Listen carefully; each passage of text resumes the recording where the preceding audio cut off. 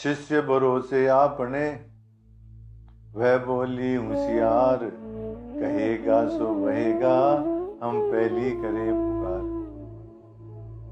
ये प्रसंग महाराज आमेर का है और जग्गा जी से संबंधित है। जग्गा जी दादू जी महाराज के शिष्य थे। एक बार उनकी आड़बंद टूट गई जिसमें लंगोटी वगैरह बांधते हैं। वो भिक्षा लेने जाया करते थे। तो जाते समय जग्गा जी क्या बोलते हैं भिक्षा लेते समय कि दे माई सूत और ले माई पूत, मतलब सूत देवो और सूत के बदले पूत लियो। एक सौखिया गोत्र की शांतिबाई नाम की एक लड़की थी, उसने जो है एक अंजलि सूत दिया और कहा कि लियो बाबा जी सूत और देव पूत। जग्गा जी ने तथास्तु कह दिया, सूत लेकर के आ गए, भिक्षा लेकर भी आ गए। जग्गा जी का ये स्वभाव था कि जब भी वो भिक्षा लेकर के आते रोजाना तो ला करके रख देते और दादू जी महाराज को दंडवत प्रणाम करते।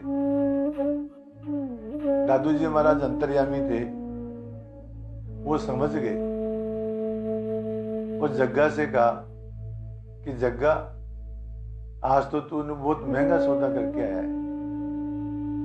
जिस स्त्री के भाग्य में पुत्र नहीं लिखा हुआ था उसको जो है तू पुत्र होने का वरदान दे के आया है। अब संतों की बात गलत न होवे, झूठी न होवे, इसके लिए तेरे को ही अब पुत्र वहां पर पुत्र बन करके उसकी कोख से जन्म लेना पड़ेगा।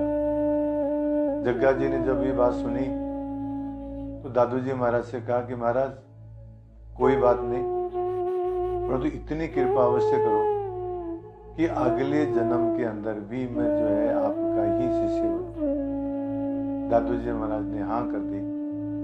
कुछ दिनों पश्चात जब शांतिबाई की शादी हो गई दौसा में, तो